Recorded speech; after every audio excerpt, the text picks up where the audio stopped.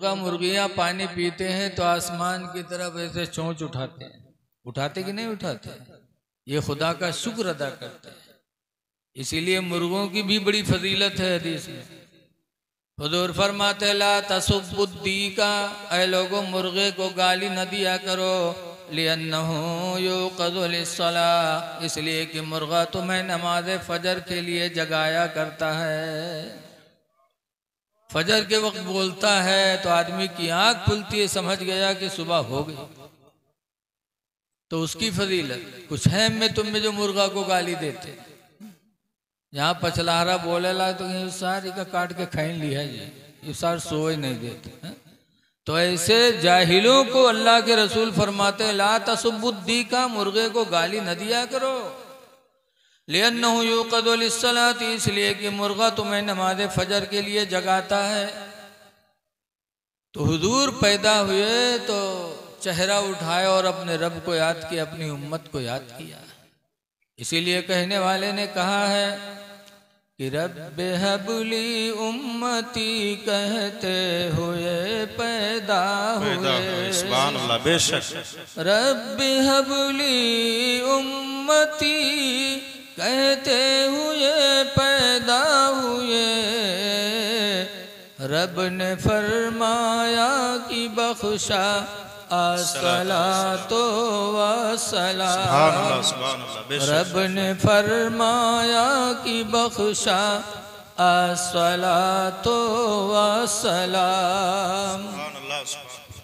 ऐलान नबूवत के बाद सरकार इबादत करते थे, लेकिन नमाज फर्ज हुई थी हिजरत में, और नमाज का तरीका भी उसी वक्त बताया गया। लेकिन हुजूर अपने अदा में अल्लाह की याद किया करते थे। आज हम हुजूर के मानने वाले आशिक रसूल तो बनते हैं कि हम आशिक रसूल हैं, लेकिन गौर करो कि हम हैं आशिक की नहीं आशिक हैं। सिर्फ जलसा कर लेने से, जुलूस निकाल लेने से हम नबी के आशिक नहीं हो सकते। जलसा करना सवाब है, जुलूस निकालना सवाब है, सहाबा ने निकाला भी है। हजरत बुरीदा असलमी जब हुजूर ने मक्का छोड़ा, मदीने के लिए हिजरत किया, तो मक्का के लोगों ने ऐलान किया जो मोहम्मद को पकड़ के लाएगा 100 ऊंट इनाम में दिया जाएगा। तो बुरीदा असलमी ईमान लाए नहीं थे, 70 लोगों को लेकर गए, गाड़ा बैठे। गाड़ा जाना तो आप लोग ना, आजो गांव में कोई मारे खोद है तो उसका गाड़ा बैठा था कि फलाने रास्ता बैठो है तब मारा जाए। हुजूर के लिए गाड़ा बैठे बुरीदा असलमी, 70 लोगों को लेकर बैठे थे। मदीने से कुछ पहले अल्लाह के रसूल जब मदीने के करीब पहुंचे तो बुरीदा असलमी सामने आ गए, 70 लोगों को लेकर सामने आ गए हुजूर को पकड़ने के लिए। लेकिन जैसे बुरीदा असलमी ने रसूलुल्लाह के चेहरे पे निगाह डाली तो बुरीदा असलमी पुकार उठे, वल्लाही लैसा वजहू वल्लाही वजहू लैसा बिवजही किज़्ज़ाब, कसम अल्लाह के इनका चेहरा किसी झूठे का चेहरा नहीं है। नबी का चेहरा ही देखा बुरीदा असलमी ने तो बजाय पकड़ने के उन्होंने कलमा पढ़ के ईमान कबूल कर लिया। तो जो 70 थे वो सब ईमान ले आए।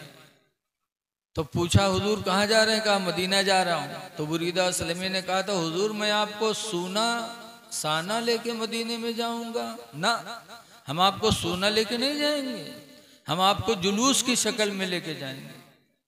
तो बुरीदा असलमी साफा बांधे थे, साफा खोला और नेज़े पे टांगा और झंडा बना करके लहराते हुए जुलूस की शक्ल में हुजूर को मदीने में दाखिल किया। हुजूर भी थे, मुहाजिर भी थे। तो जुलूस निकालना सवाब है, जलसा करना सवाब है, लेकिन आशिके रसूल कब पक्के माने जाओगे? हजरत अली शेर खुदा की जिंदगी को नजरों के सामने रखो। आज हम मुहर्रम में खूब या अली आली करते हैं, लेकिन यही सोचा तो कि अली हमसे खुश है कि नहीं खुश है। मक्का के करीब एक जगह है साहबा, हुजूर साहबा में हजरत अली के रान पे सर रख के सो गए थे और हजरत अली ने नमाज असर नहीं पढ़ी थी। अब सूरज डूबने लगा, हजरत अली शेर खुदा परेशान कि हुजूर मेरे रान पे सर रख के सो रहे, मैं क्या करूं। अब दो चीज़ें हजरत अली के सामने थीं, एक तो नमाज जा रही है, अगर जगाता हूं तो हुजूर की नींद टूट रही है, एक तरफ मोहब्बत रसूल और एक तरफ नमाज। लेकिन हजरत अली कितने बड़े आलिम थे और उन्होंने किसको किस पर तरजीह दिया, मोहब्बत रसूल को नमाज पर तरजीह दिया। नबी को जगाया नहीं और सूरज डूब गया, नमाज असर चली गई। लेकिन नमाज से भी कितनी मोहब्बत थी, इतनी मोहब्बत थी कि अली रोने लगे। एक नमाज असर छुटी थी अली की तो रोए थे और रोए, आंख से आंसू गिरे, सरकार के रुखसार पे पड़े। सरकार ने फरमाया अली रो रहे हो? कहा अल्लाह के रसूल मेरी असर की नमाज चली गई, सूरज डूब गया। तो हुजूर ने उंगली का इशारा फरमाया तो डूबा हुआ सूरज वापस आया और हजरत अली ने नमाज असर अदा की। ये वाक़या आप सुनते हो, लेकिन यहाँ गौर करो कि हजरत अली की एक असर छुटी थी तो रोए थे। क्यों? असर की बड़ी फजीलत है। कुरान करीम में अल्लाह फरमाता हाफिजू अला सलावाती, ऐ मेरे बंदो नमाजों की पाबंदी करो, वस्सलातिल उस्ता, और बीच वाली नमाज की, नमाजों की हिफाजत करो। और बीच वाली नमाज, बीच वाली नमाज असर की है कि असर की नमाज एक तरफ दिन जा रहा है और रात आ रही है, उस नमाज की हिफाजत करो। वो नमाज हजरत अली की छूट गई तो रोए थे, इतना रोए कि आंख से आंसू गिरे थे। और आज हम या अली अली कहते हैं और हमारी सारी नमाजें छुट्टी हैं और हम आशिक रसूल भी कहते हैं अपने आप को। तो अली हमसे कब राजी होंगे? आप भी रो, तब तो पता चलेगा आप अली के रास्ते पे हो। तो आशिक रसूल जो होगा उसकी नमाज नहीं छूटेगी। आला हजरत इमाम अहले सुन्नत आशिक रसूल थे। बरेली में गर्मी बहुत थी, रोज़ा रखना मुश्किल था, तो आला हजरत रोज़ा रखने के लिए नैनीताल 1 महीना के लिए चले गए थे कि हम रोज़ा रखेंगे, वतन छोड़ना पड़े छूट जाए, लेकिन अल्लाह का मुकद्दस रोज़ा हमसे न छूटने पाए। मुफ्ती आदम ने नमाज के लिए ट्रेन छोड़ दी थी स्टेशन पे कि ट्रेन चली जाएगी फिर आएगी, लेकिन नमाज चली जाएगी तो फिर कज़ा ही होगी, अदा नहीं पढ़ मिलेगा। तो आशिक तो मुफ्ती आदम थे, आशिक तो आला हजरत थे। आज हम नमाज छोड़ रहे हैं और आशिक रसूल बन रहे हैं। आशिक रसूल होगा उसकी नमाज कभी छूटेगी नहीं। ट्रेन चली गई थी मुफ्ती आदम की, लेकिन नमाज नहीं छोड़ा था। आवाज आ रहे थे एक दफा मुहर्रम की तकरीर करने, तकरीर करके भुसावल स्टेशन पे पुष्पक रुकी तो 4-5 ठोन निकले, जल्दी से रुमाल बिछाइन और जमात से पढ़े लगे। पहले तो खाइन पीन खूब, खीरा ककड़ी रसगुल्ला पैसा रहते है ज़्यादा, खूब खाए पी लीन, उसके बाद नमाज शुरू की। और 1 रकात पढ़ी ना, दूसरे रकात के रुकू मैया रहा है, बस सिंगल हो गवा। और जब सिंगल होते तो एक साथी दूसरे साथी पुकारा थे और सिंगल होगा। वो इमामो साहब जब सुनी तो उठा के मूड देखी, सिंगल हरियर व भागे उठा के मुसल्ला। हम लोग पूछे कहा वो हजरत नमाज पढ़ा था, अरे मौलाना देखो सिंगल हो गया, ट्रेन जाने वाली है। तो आज जो नमाज के ठेकेदार बनते हैं उनका हाल ये है, आशिक रसूल बनो, सच्चा इश्क होगा, इंशाअल्लाह नमाज नहीं छूटेगी। और नमाज पढ़ने वाले के लिए बड़ी इज्जत भी है। नमाज पढ़ोगे दुनिया में भी इज्जत, आखिरत में भी इज्जत मिलेगी। हमने तो बहुत करीब से देखा। हमारा गांव खन्नापुरवा जंगल के दार है। अक्सर लोग लकड़ी चोरी से काटते हैं, पकड़े जाते हैं, मारे जाते हैं, छोड़े जाते हैं, फिर काटते। एक दफा 3 ठोर पकड़ गए, रुपये थाना में ले जाके बंद की पुलिस। दरोगा जी आए, चाय पानी कहते कि पट्टा उठाए। जब पट्टा उठाई चले मारे तो तीनों बैठे रहे, तो मैं एक बहुत चालू रहे, बस झट से रुमाल बिछा के नियत बांध दी, अल्लाह अकबर। और 2 ठोर से धक्के बैठे रहे। उनका पहुँचे मार के जब उकेलंग पहुँचे तो सलाम फेरिस रहा है कि उके लंग पहुंचे बाप उठा फिर झप से बांध ले तो दरोगा जवार से बेचारे लौट गए। फिर उन्होंने दोनों जुट गए, इनका दोनों मारे उके लग जाए तो के नमाजें नहीं खत्म हुए। सलाम फेरे कि फिर बांधे ठाड़, घंटाहन गुजर गया लेकिन उनके नमाज नहीं खत्म हुआ। तब तक गांव से रुपया पैसा बटोर गया। पहुंचा थाने में, दरोगा जी रुपया पाए गए तो छोड़ दी। जब छोड़ी तीनों गांव में आए तो दोनों का गरियाव है, कहीं सार कब के नमाजी होगा रहे के सारे घंटाहन नमाजें नहीं खत्म है। कम से कम थोड़ी देर रिका मरती तब तक तो हम लोग सौताई ली, लेकिन अल्लाह जाने कौन नमाज शुरू कर दी, घंटाने के नमाजें नहीं खत्म। एक दरोगा ने भी नमाज की इज्जत किया, अगरचे झूठा नमाजी था। अगर सच्चा नमाजी होता तो दरोगा जी के मार से तो बचा ही था, आखिरत में अल्लाह के अज़ाब से भी बच जाता। तो नमाज पढ़ो, नमाजी की इज्जत इंसान भी करते हैं, अल्लाह भी करेगा। तो आशिक़े रसूल हो तो नमाज पढ़ो। और दूसरी बात यह है कि हुजूर ने उंगली का इशारा किया अली के लिए तो डूबा हुआ सूरज वापस आ गया। आज जो कहा था हम इंसान उन्हों इंसान, उनके बलाए उनके मेहरुआ तो आवत नहीं है, भले ही यार जात है वहां। और नबी ने उंगली का इशारा किया तो डूबा हुआ सूरज वापस आ गया। हम उनकी बराबरी कर सकते हैं? आला हजरत इमाम अहले सुन्नत रदी अल्लाह अन्हु फरमाते हैं कि सूरज उल्टे पांव पलटे चांद इशारे से हो चाक। चांद की तरफ इशारा कर देते तो चांद भी दो टुकड़े हो जाते। कुरान में इक़्तरबतिस साअ, क़यामत करीब है, वंशक़्क़ल क़मर, और चांद फट गया।